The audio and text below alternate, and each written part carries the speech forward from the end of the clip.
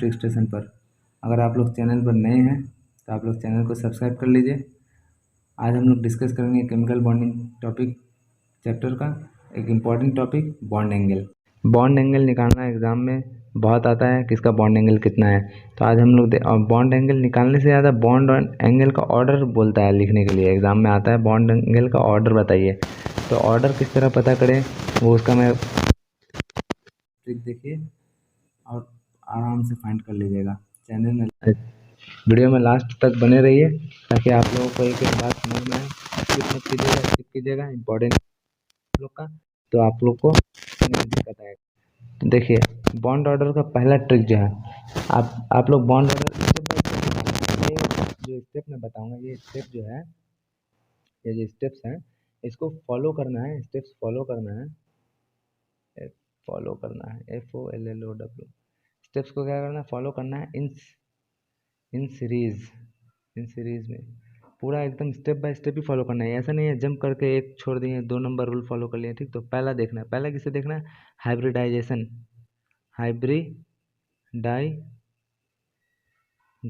से। किसे देखना है, हाइब्रिडाइजेशन ऑफ सेंट्रल एटम।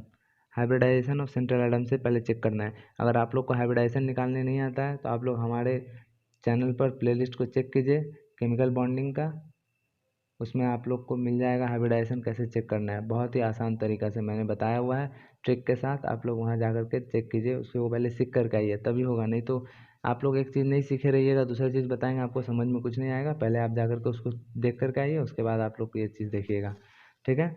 तो आप देखिए हाइब्रिडाइजेशन निकालने सीख लीजिए। हाइब्रिडाइजेशन निकाल करके सेंट्रल एटम का पता कर सकते हैं। एग्जाम दूसरा क्या है, हाइब्रिडाइजेशन अगर सेम आ जाए, इफ़ हाइब्रिडाइजेशन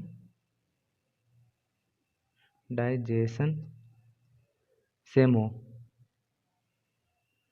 हो तब क्या करना है, तब देखना है लोन पेयर का नंबर कितना है, लोन पेयर। तब क्या करना है, चेक लोन पेयर। तब क्या करना है, check lone pair. Lone pair ज़्यादा रहेगा बॉन्ड एंगल उतना कम होगा, लोन पेयर ज़्यादा रहेगा बॉन्ड एंगल उतना कम होगा, ठीक। ये 2 हो गया। तीसरा क्या है, मान लीजिए हाइब्रिडाइजेशन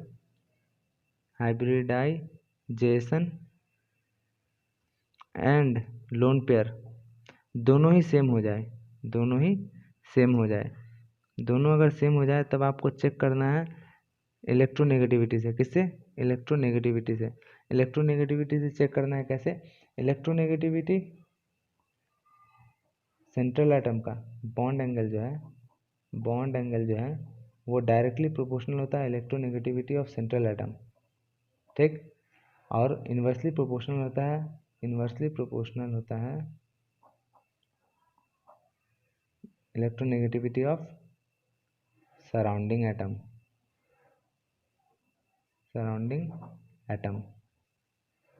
ठीक है। देखिए पहला नियम क्या था, हाइब्रिडाइजेशन से चेक कीजिए।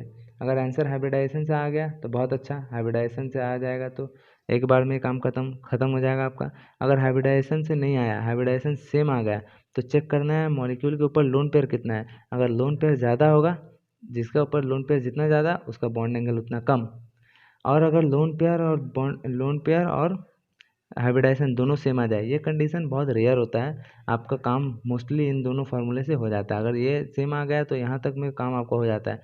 लेकिन अगर एग्जामिनर आपको ज़्यादा परेशान करना चाहता है तो यहाँ तक लेकर के जाएगा आपको। वो क्या करेगा, लोन पेयर और हाइब्रिडाइजेशन दोनों सेम दे देगा, तो आपको चेक करना है इलेक्ट्रोनेगेटिविटी ऑफ सेंट्रल एटम या फिर इलेक्ट्रोनेगेटिविटी ऑफ सराउंडिंग एटम।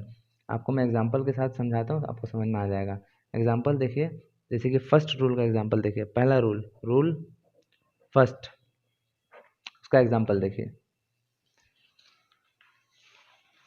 उसका एग्जाम्पल में क्या है, देखिए रूल फर्स्ट में एग्जाम्पल BeCl2 और BCl3 और CCl4। हाइब्रिडाइजेशन से सेंट्रल एटम से निकलने का मतलब इसका ऑर्डर देख लीजिए। इसका जो ऑर्डर है ये हो गया sp3 less than sp2 less than sp, ठीक। तो ये इसका ऑर्डर है हाइब्रिडाइजेशन से निकालते वक्त ये ऑर्डर आपको याद रखना है। जैसे कि आप देखिए यहाँ पर BeCl2 है, आपको हाइब्रिडाइजेशन निकालना नहीं आता है तो मैं बार बार कह रहा हूँ, आप हमारे प्लेलिस्ट में जाकर के चेक कीजिए, तभी आपको समझ में आएगा। हाइब्रिडाइजेशन कैसे निकालते हैं? हाइब्रिडाइजेशन BeCl2 का Z equals to central atom 2 plus का 2 डिवाइडेड बाई 2 इक्वल्स टू 2। ठीक है, तो इसका हाइब्रिडाइजेशन इसका हाइब्रिडाइजेशन कितना, इसका हाइब्रिडाइजेशन Z कितना आ गया 2, तो Z 2 आ गया, इसका मतलब इसका हाइब्रिडाइजेशन हो गया Sp। क्या आ गया? Sp। इसका निकालिए Z इक्वल्स टू बोरॉन है, बोरॉन है, तो ये हो गया 3 + 3 डिवाइडेड बाई 2 इक्वल्स टू 3, तो इसका हो गया Sp2।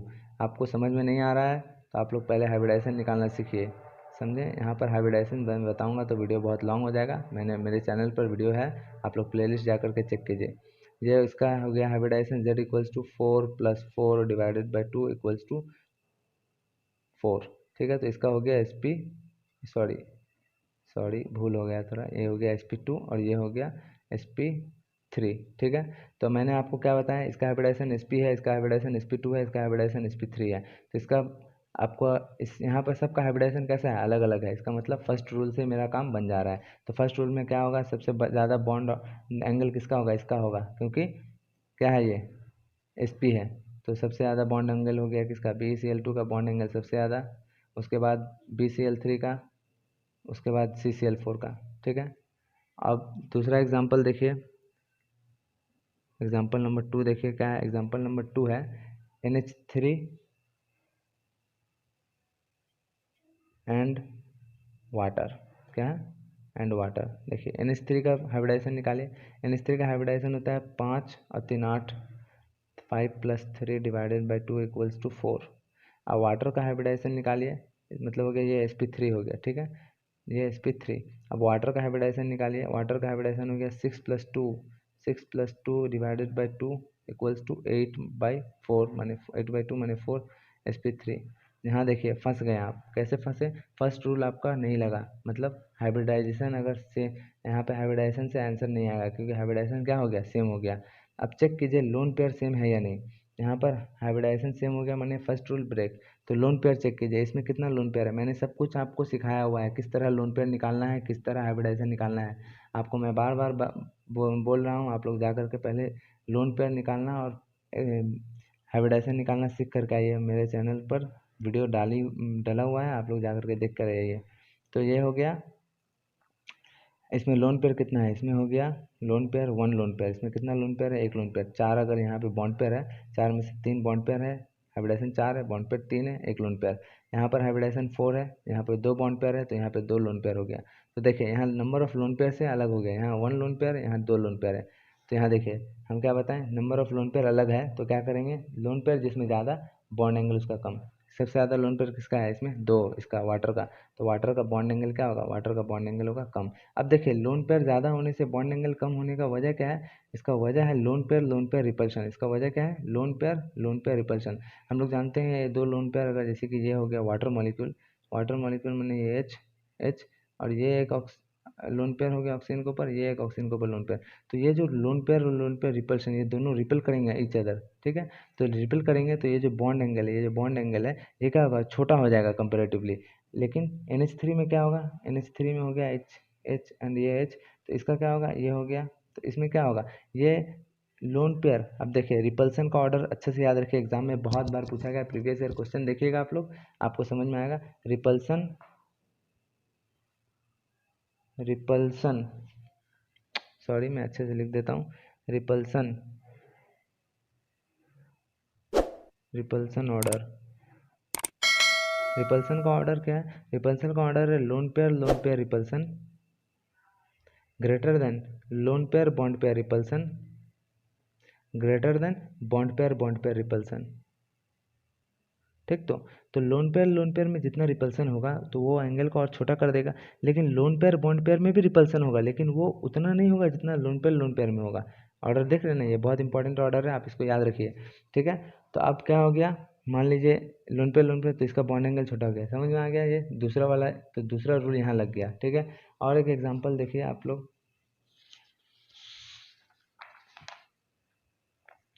मान लीजिए थर्ड एग्जाम्पल में क्या है, थर्ड एग्जांपल में हो गया NH3 और NF3। NH3 का कितना है बॉन्ड ऑर्डर, NH3 का बॉन्ड एंगल कितना है, इसका हाइब्रिडाइजेशन पहले निकाल लीजिए। हाइब्रिडाइजेशन हो गया 4 इक्वल्स टू sp3। ठीक है, इसमें क्या है, इसमें इसका हाइब्रिडाइजेशन कितना है, इसका हाइब्रिडाइजेशन हो गया 4 और इसका भी ये हो गया sp3। और यहाँ क्या हो गया, इसका लोन पेयर कितना है, 1 लोन पेयर।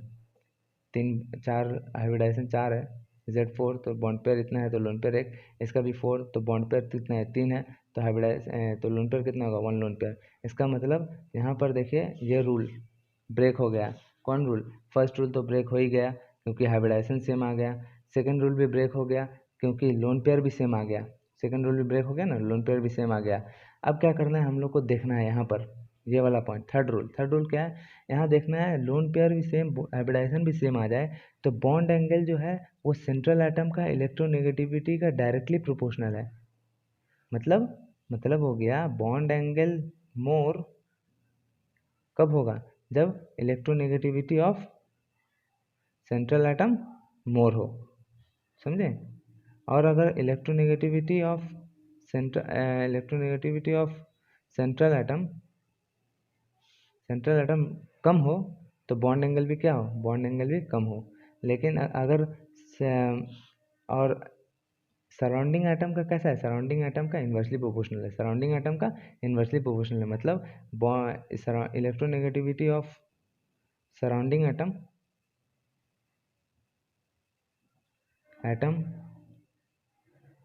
ज़्यादा होगा तो बॉन्ड एंगल कितना होगा, कम होगा। ठीक है, अब सराउंडिंग एटम किसको बोलते हैं, मान लीजिए ये है सेंट्रल एटम, इसको जो घेर करके हैं चारों तरफ से स्ट्रक्चर अगर हम बनाएं, ये जो है हाइड्रोजन, हाँ तो ये सराउंड करके है ना नाइट्रोजन को, ये सेंट्रल एटम है। तब यहाँ देखिए, यहाँ हम लोग सेंट्रल एटम दोनों सेम है, सेंट्रल एटम सेम है तो सेंट्रल एटम सेम है तो हम लोग ये फार्मूला नहीं लगाएंगे सेंट्रल एटम का डायरेक्टली प्रोपोर्शनल, ये नहीं चलेगा। हम लोग क्या लगाएंगे, सराउंडिंग एटम वाला, क्योंकि इसके सराउंडिंग एटम देखिए, सराउंडिंग एटम जो है क्या है, अलग अलग है। अब देखिए सराउंडिंग एटम और भी तरीके से निकाल सकते हैं। मान लीजिए जो ज़्यादा है वही सराउंडिंग एटम है, समझे, जो ज़्यादा है वही सराउंडिंग एटम है। इस तरह भी आप पता कर सकते हैं कौन सराउंडिंग एटम है इसमें। तो यहाँ पर सराउंडिंग एटम, क्योंकि स्ट्रक्चर सबको आता हो ये कोई ज़रूरी नहीं है, और मेरा मानना है कि कोई किसी भी चीज़ के लिए आप ना अटके, आपको हर चीज़ पता हो, ये ऐसा है तो ऐसा क्यों है, समझ में आया आपको। तो मान लीजिए H3 है, H3 है, जो ज़्यादा है वो सराउंडिंग एटम है। तो यहाँ पर देखिए फर्स्ट रूल ब्रेक हो गया, हाइब्रिडाइजेशन सेम आ गया दोनों sp। सेकेंड रूल ब्रेक हो गया, लोन पेयर से चेक करने वाला, लोन पेयर भी सेम आ गया। अब थर्ड रूल क्या था, थर्ड रूल में 2 कैटेगरी है। कैटेगरी फर्स्ट, सेंट्रल एटम का इलेक्ट्रोनेगेटिविटी से चेक कीजिए और सराउंडिंग एटम का इलेक्ट्रोनेगेटिविटी से चेक कीजिए। सेंट्रल एटम का इलेक्ट्रोनेगेटिविटी का डायरेक्टली प्रोपोर्शनल है, सराउंडिंग एटम का इन्वर्सली प्रोपोर्शनल है। ठीक है, अब देखिए सेंट्रल एटम वाला यहाँ पर फेल हो गया क्योंकि यहाँ पर दोनों का सेंट्रल एटम सेम है। तो हम लोग सराउंडिंग एटम देखेंगे, तो यहाँ पे क्या होगा, बॉन्ड एंगल कैसा हो जाएगा, inversely proportional to electronegativity of surrounding atom, surrounding atom.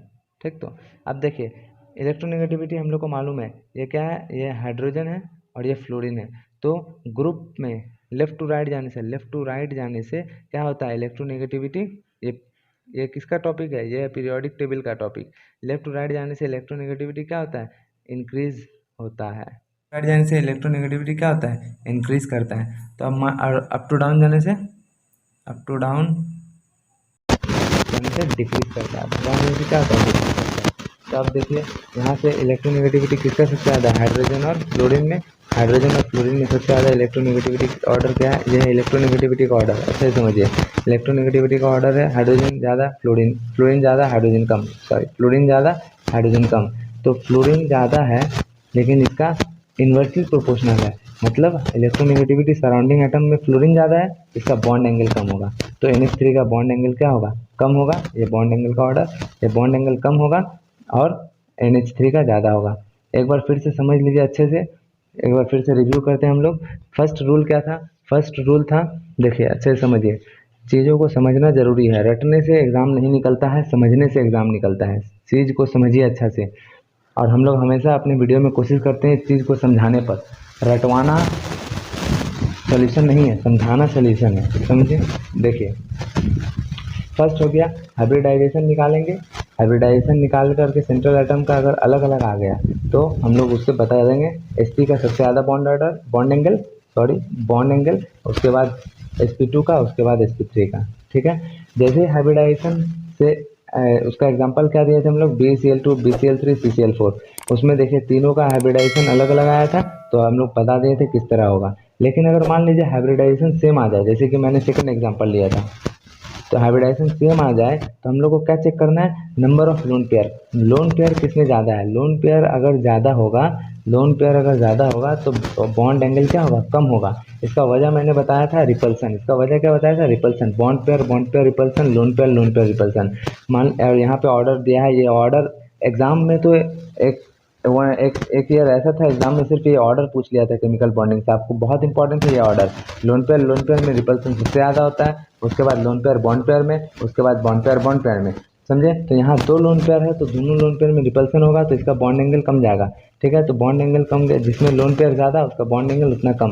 ये वाला सेकंड रूल हुआ, ये वाला सेकंड रूल हुआ। अब मान लीजिए सेकंड रूल दोनों सेकंड रूल भी फेल हो गया, मतलब लोन पेयर भी सेम आ जाए और हाइब्रिडाइजेशन भी सेम आ जाए। जैसे कि मेरा ये एग्जांपल था NH3 और NH3, तो क्या करना है, यहाँ चेक करना है सराउंडिंग एटम और सेंट्रल एटम के इलेक्ट्रोनेगेटिविटी से। क्या करना है, यहाँ चेक करना है सराउंडिंग एटम और सेंट्रल एटम के इलेक्ट्रोनेगेटिविटी से। अगर सराउंडिंग एटम और सेंट्रल एटम में कैसे चेक करना है, बॉन्ड एंगल जो है डायरेक्टली प्रोपोर्शनल होता है सेंट्रल एटम के, बॉन्ड एंगल डायरेक्टली प्रोपोर्शनल होता है, बॉन्ड एंगल डायरेक्टली प्रोपोर्शनल होता है, बॉन्ड एंगल डायरेक्टली प्रोपोर्शनल होता है इलेक्ट्रोनेगेटिविटी ऑफ सेंट्रल एटम, और इन्वर्सली प्रोपोर्शनल होता है इलेक्ट्रोनेगेटिविटी ऑफ सराउंडिंग एटम। मतलब अगर हम, और यहाँ पर क्या रूल चलेगा, ये चीज को फुल फॉलो करना है, ये नहीं फॉलो होगा। क्यों नहीं फॉलो होगा, क्योंकि यहाँ पर सराउंडिंग एटम दोनों सेंट्रल एटम दोनों में सेम है और सराउंडिंग एटम डिफरेंट है, तो यहाँ सराउंडिंग एटम वाला रूल चलेगा। अब सराउंडिंग एटम कौन सा होता है, ऐसे याद रखिए, जो ज़्यादा होता है नंबर में वो सराउंडिंग एटम होता है। ठीक है, समझ, आई होप आप लोगों को समझ में आ गया है बॉन्ड एंगल किस तरह से निकालते हैं। इसके बाहर और कोई केस नहीं आता है, इसमें आपका सारा क्वेश्चन हो जाएगा। PYQ कीजिए, चाहे कोई भी आपको टेस्ट सीरीज में क्वेश्चन में आएगा, आपको इतने ही फॉर्मूला से निकल जाएगा। आप लोग ये ट्रिक को याद रखिए और इसको सीरीज में फॉलो कीजिए। अगर आप लोग को ये वीडियो अच्छा लगा है तो प्लीज़ शेयर कीजिए, सब्सक्राइब कीजिए। इसी तरह का वीडियो देखने के लिए आप लोग हमारे चैनल के बने रहिए, हम लोग और वीडियो लाते रहेंगे। Thank you for watching.